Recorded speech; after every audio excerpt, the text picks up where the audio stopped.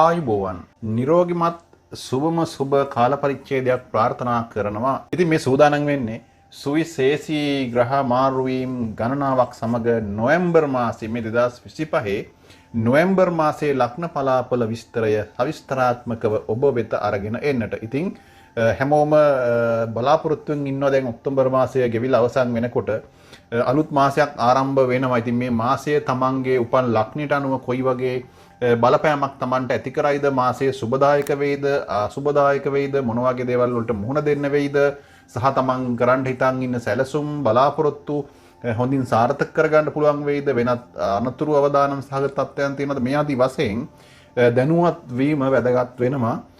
තමන්ගේ මේ මාසය ආරම්භ වීමට පෙර ඒ සම්බන්ධ දැනුවත් වීම තුළ ඒ දේවල් වලින් පරිස්සම් වෙලා අවදානම් වලින් බේරිලා තමන්ගේ ජීවිතේ මනාව කළමනාකරණය කර ගැනීමට මේ ජ්‍යොතිෂය තුළින් හැකියාව ලැබෙනවා. මේ ජ්‍යොතිෂ ශාස්ත්‍රය කියලා කියන්නේ ඊර්ෂින් වහන්සේලා විසින් මිනිසුන්ගේ යහපත අභිවෘද්ධිය වෙනුවෙන් මෙලොවට බිහි කළා වූ ශාස්ත්‍රයක්. ඉතින් ඒ තුලින් ඔබට ඔබේ ජීවිතයට ගත හැකි සහ ඉදිරි අනාගතයේ පිළිබඳව මනාවැකිය ප්‍රකාශ කරලා ඔබේ සාර්ථකත්වයට යම් මත්තලක් සපයන්නට තමයි මේ සූදානම් වෙන්නේ.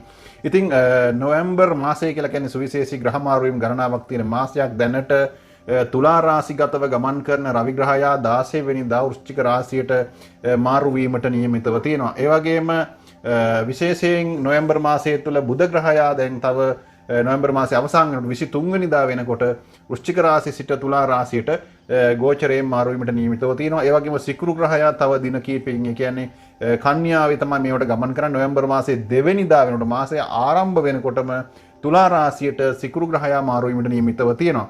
ඉතින් කොහොම වුණත් මේ ග්‍රහ මාරු වීම ටිකත් එක්ක සහ දැන් ගුරු ග්‍රහයා පහුගිය කාලෙද කටක රාශිය උච්ච වුණා. ඉතින් මේ සියලු දේවල් එක්ක ඔබගේ උපන් ලග්නට අදාළව කොයි වගේ බලපෑමක් ඇති කරයිද කියන දේ සම්බන්ධයෙන් තමයි මේ කතා කරන්නේ. ඉතින් එහෙමනම් ඔබගේ මේ ග්‍රහ මාරු වීම එක්ක ඔබගේ ලග්නෙන් ලග්නට අදාළව මම කතා කරනවා. මේ විස්තර පලාපල විස්තර හොඳින් අහන්න. මේ දේවල් අහලා ජීවිතේට ඔබ යම් දෙයක් අරගන්න නම් ඒ දේවල් තමයි අපේ සාර්ථකත්වය සහ සතුට බවට පත් වෙන. ඉතින් ඔබගේ ජීවිතේ සියලු කටයුතු සාර්ථකත්වයට පත්වෙන්නට මේ දේවල් හේතු වෙන්නට කියලා ඔබට සුබ ප්‍රාර්ථනා කරමින් ඉතින් ඔබගේ ලග්නට අදාළව පලාපල විස්තර සඳහන් කරනවා. ඉතින් බලන්න ඔබගේ ලග්නට අදාළව කොයි වගේ බලපෑමක් මේ නොවැම්බර් මාසය තුල සිද්ධ වෙයිද කියන එක.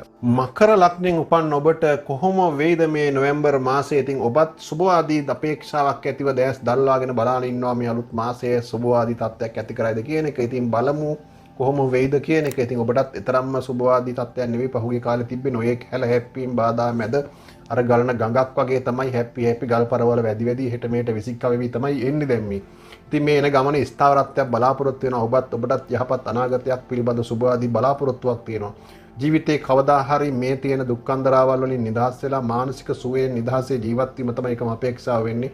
කාටත් කරදරයක් නැතිව. ඉතින් ඒ දේවල් වලට මේ විශ්වයේ ශක්තියෙන් ඔබට මොන හරි දෙයක් ලැබෙනවද කියන නිසානේ මේ දේවල් බලන්නේ. ඉතින් ඒක තමයි මේ කියන්නේ සත්‍ය ජ්‍යොතිෂ කාරණාවන් මත පදනම් වෙලා තමයි මේ විග්‍රහයන් කරන්නේ. වඩාත් ඔබට සිදු විය හැකි කාරණාවන් පිළිබඳව පමණයි මෙතනදී කතා කරන්නේ.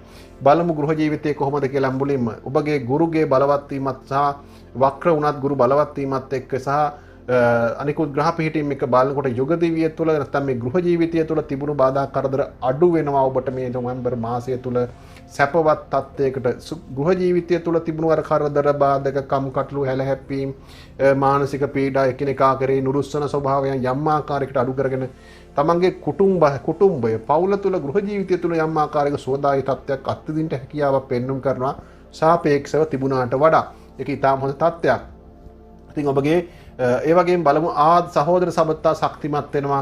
ඒ වගේම තමයි පවුලේ ඔබගේ සම්බන්ධයෙන් මුදල් සම්බන්ධයෙන් බල දෙවැනි භාවයේ රාහුගේ පිහිටීම තරමක් ආදායම් මාර්ග මූල්‍ය කටයුතු සම්බන්ධයෙන් තරමක් යම් ගැටලු බාධාකාරී තත්ත්වයන් ඇති වෙන්න පුළුවන්. කොහොමවත් ඒ සම්බන්ධව යම් උද්‍යෝගයකින් ක්‍රියා කිරීමේ හැකියාවක් ඇති කරනවා. ආදරය සහ විවාහය සම්බන්ධයෙන් බලමු කොහොමද කියලා මේ නොවැම්බර් මාසයේ ගුරු උච්ච වෙන 11 නොවැම්බර් 11න් පස්සේ වක්‍ර වුණත් විවාහ අපේක්ෂාවක් ඇති අයට ඉතාම හොඳයි. ඔබ විවාහ වෙලා නැත්නම් තාම තනිකඩ යන ඔන්න ඔබට මේ කාලය තුල විවාහ වෙන්න පුළුවන් හොඳ විවාහය සම්බන්ධව වැදගත් කාලයක්, විවාහය සම්බන්ධ වැදගත් තීරණ ගන්න හොඳ කාලයක් කියලා මම අනිවාර්යෙන් කියනවා. මේ කාලය තුල මංගල යෝග ක්‍රියාත්මක වෙන කාලයක් නිසා විවාහය සම්බන්ධයෙන් තීරණ ගන්න ඒ සම්බන්ධව හොයලා බලන්න මෙච්චර කාලයක් හොයලා බලලා හරි ගියේ නැත්නම් තවදුරටත් පොඩ්ඩක් උනන්දු වෙන්න මේ නොවැම්බර් මාසයේ ඔබට ඒ කටයුතු ස්ථීර වෙයි අනිවාර්යයෙන්ම සාර්ථකත්වයට හේතු වෙයි. සිකුරු 10 වැන්නේ ස්වස් ක්ෂේත්‍ර වෙන 11 වැන්නේ සිටීම නිසා සමාජයේදී මුණ ගැහෙන අය සමග ආදර සබඳතා ඇති වෙන්න පවතින සබඳතා ශක්තිමත් වෙන්න පුළුවන් කාලයක් ඒක ඉතා වැදගත් වෙයි මං හිතන්නේ. ඉතින් ඔබගේ ජීවන සහකරුවා සහකාරිය ඔන්න හම්බෙන්න පුළුවන් සමාජයේ කටයුතු වලදී කොතනකදී හරි මේ මාසය තුල ඉතින් ඉතා වැදගත් ඒ සම්බන්ධයෙන් සමාජයට සාංශාරිකව පතාණයෙන් හිමිකරුවා වෙන්නත් පුළුවන්. ඉතින් කොහොමද බලමු 10 වැන්නේ ග්‍රහ සංයෝගය 7 වැන්නේ ගුරුගේ බලපෑම නිසා පුජ්‍යලක ජීවිතයේ සම්බන්ධ වෘත්තීය ජීවිත සම්බන්ධ සමතුලිතතාවයක් පවත්වා ගන්නත් අවස්ථාවක් ලැබෙන කාලයක්. කියන්නේ සමතුලිත භාවයකින් මධ්‍යස්ථව ක්‍රියා කරන්න පුළුවන් තත්ත්වයක් පෙන්눔 කරනවා. ආර්ථිකය සහ ධනලාභ තත්ත්වයන් බලමු.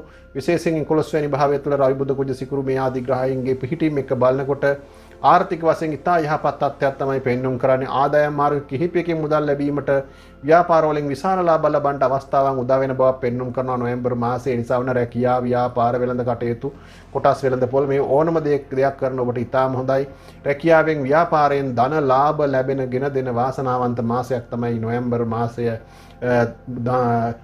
ඔබට උදා වෙලා තියෙන්නේ. මකර ලග්න ඔබට විශේෂයෙන්ම රැකියා ව්‍යාපාර සම්බන්ධයෙන් කතා කරද්දී ඔබගේ 10 වැන්නේ සිකුරු ස්වස් ක්ෂේත්‍ර රවි ඒ ග්‍රහයාගේ පිහිටීම ආදී වශයෙන් බලනකොට වෘත්තීය ජීවිතයට විශාල සාර්ථකත්වයක් ඇති කරන මාසයක්. ජීවිතයේ රැකියාව නිසා ගෞරවයට ඇගීමට ලක් වෙන මාසයක් බවට පත් වෙයි. නව ව්‍යාපාරයක් ආරම්භ කරන්න හිතන් ඉන්නවා නම් ඔන්න ඉතාම හොඳයි මේ කාලය තුල පටන් ගන්න ඔබගේ ව්‍යාපාරය රැකියාවකට ඉල්ලුම් කරන්න ඇප්ලිකේෂන් එකක් දාන්න ඔච්චර කාලයක් හරිය නැති දේවල් සාර්ථක වෙයි. ඉතින් බලන් ඉන්න එපා. ප්‍රමාද වෙන්න එපා. ප්‍රමාදේ පසුතැවිල්ලට හේතු වෙනවා කියලා කතාවක් තියෙන නිසා ඔන්න මේ මාසය තුළ උත්සාහ කරන්න මේ මාසයේ ඔබට ඉතාම හොඳයි කියන එකයි මේ කියන්නේ තිබුණු ප්‍රත්‍යයත් එක්ක ගත වෙච්ච කාලයත් එක්ක බලනකොට. ඉතින් යම් ආකාරයක දෙයක් කියනකොට මොකද 11 වෙනි බුදු ධර්මත් දුර්වල වීමක් පෙන්වුම් කරනවා. ඒ නිසා නොවැම්බර් 10න් පස්සේ තරමක් ගිවිසුම් වලට අත්සන් කරන්න එපා. අප වෙන්න යන්න එපා. අපකාරී බවට පත් වෙන්න එපා. හවුල් ව්‍යාපාර සම්බන්ධයෙන් තරමක් කල්පනාකාරී වෙන්න එක තව කෙනෙක් එක්ක එකතු වෙලා ජොයින්ට් වෙලා කරන ව්‍යාපාරවලදී කල්පනාකාරී වෙන්න පාඩු වෙන්න පුළුවන්. ලේඛන කටයුතු වලට පරීක්ෂා කර බලන්න නැතුව අත්සන් කරන්න එපා. අප වෙන්න එපා. ණය දෙන්නත් එපා. ණය වලට අත්සන් කරන්නත් එපා. ගෙවා ගන්නට කියන එක සහ ප්‍රශ්න ඇති වෙන්න පුළුවන්. මේ දේවල් සම්බන්ධව අධ්‍යාපන කටයුතු වලට නිරත වෙන අයට බාධාවක් නැහැ. ගුරු 7 වෙනි ගෝචර වෙන්නේ ඉතාම හොඳයි. විභාග වලින් සාර්ථක ප්‍රතිඵල ලබන්න පුළුවන්. ඒ වගේම තමයි ඔබගේ හදිසි අනතුරු සහ රෝගාබාධ සම්බන්ධයෙන් කතා කරද්දී විශේෂයෙන් වැදගත් වෙනවා සෞඛ්‍ය කියන ජීවිතේට. ඉතින් 8 වැන්නේ කේතු ගෝචර වෙනවා. හදිසි අනතුරු අනපේක්ෂිත සෞඛ්‍ය ගැටලු ඇති වෙන්න ඉඩ කඩක් පෙන්눔 කරනවා. අනපේක්ෂිත සෞඛ්‍ය ගැටලු බලාපොරොත්තු නොවන විදිහේ තත්ත්වයන්ට මුහුණ දෙන්න සිද්ධ වෙන්න ඉඩ කඩක් තියෙනවා.